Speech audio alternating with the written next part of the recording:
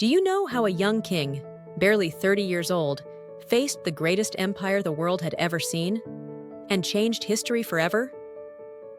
In 331 BCE, the plains of Gaugamela, near modern-day Mosul in northern Iraq, became the stage for one of the most decisive battles of antiquity. Here, Alexander of Macedon met Darius III, the ruler of the vast Persian Empire, in a confrontation that would determine the fate of the known world. Alexander had spent years preparing for this moment. After inheriting the Macedonian throne following his father, Philip II's assassination, he quickly consolidated power, reorganized his army, and began campaigns to subdue the Greek city-states. By the time he turned eastward toward Persia, he had already demonstrated remarkable military genius, capturing cities and regions with speed and precision. His conquest of Asia Minor, Phoenicia, and Egypt had not only expanded his influence, but also boosted the morale of his troops, who revered him as both a leader and a visionary. Darius III, aware of Alexander's advances, prepared for war with the full might of Persia. The Persian Empire was vast, stretching from the Indus River in the east to the Aegean in the west, and it boasted enormous wealth, resources, and manpower. Darius amassed a massive army, reportedly numbering over 100,000 men, though modern historians debate the exact figure. It included heavy infantry, cavalry, chariots, and war elephants, a formidable force designed to overwhelm the smaller Macedonian army. The battlefield itself was a flat, open plain, chosen deliberately by Darius to maximize the advantages of his numerical superiority and war machines. He arranged his forces in extended lines, aiming to envelop Alexander's army and crush them before they could react.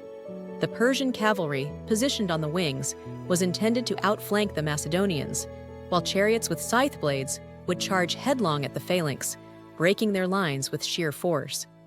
Darius himself positioned near the center, overseeing his army from a high platform. Alexander, fully aware of the danger, responded with his hallmark brilliance in strategy. His army, roughly 47,000 strong, was significantly outnumbered but highly trained and cohesive. He deployed his forces in a phalanx at the center, a tightly packed formation of heavily armed infantry whose long spears could hold back waves of enemy soldiers. Cavalry units flanked both sides, prepared to exploit any weakness in the Persian lines. Alexander also identified the importance of terrain. Subtle rises and depressions in the plain could be used to mask troop movements and create surprise opportunities. As the sun rose, the two armies faced each other in tense silence.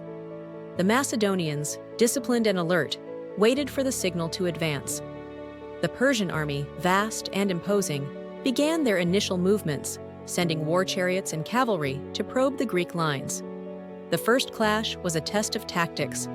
Macedonian soldiers held their ground, forming tight shields and bracing for impact.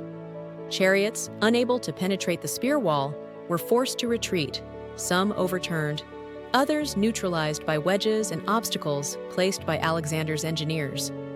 For hours, the battle raged with relentless intensity. Persian infantry pressed forward, attempting to break through the phalanx, but the Macedonians' training and cohesion held firm.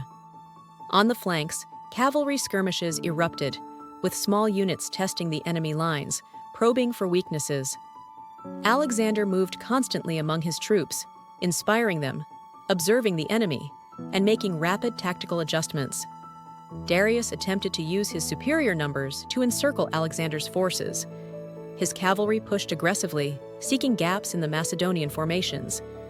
Yet Alexander anticipated these maneuvers. He feigned weakness on one flank, drawing Persian forces into a trap. Then, leading a concentrated cavalry strike directly at the Persian center, he aimed for the heart of the empire, the king himself. The charge shattered the Persian lines. Darius, seeing his army fractured and his center vulnerable, barely escaped on horseback, leaving behind chaos among his soldiers. Macedonian infantry pressed forward, exploiting the disarray, cutting down retreating troops and preventing the Persian army from regrouping. War elephants, once feared, panicked in the confusion, trampling some of their own men. As the day wore on, the battle unfolded across the vast plain. Macedonian soldiers displayed discipline, courage, and relentless precision, while the Persians struggled to coordinate their massive but unwieldy forces. Despite their size, the Persian army could not recover from the initial disruption, and their lines collapsed under continuous assault. By late afternoon, Alexander's forces held the field, with Darius fleeing to preserve the remnants of his empire. The consequences of Gaugamela were immediate and profound.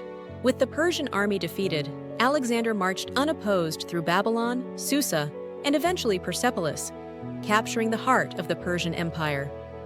Darius was pursued relentlessly, though he would later be betrayed and killed by his own satraps. The victory at Gaugamela marked the end of Persian dominance and the rise of Macedonian power across Asia.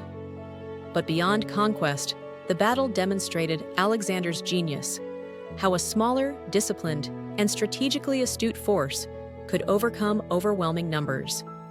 It showcased the importance of leadership, timing, terrain, and morale in warfare. For the men on both sides, it was a day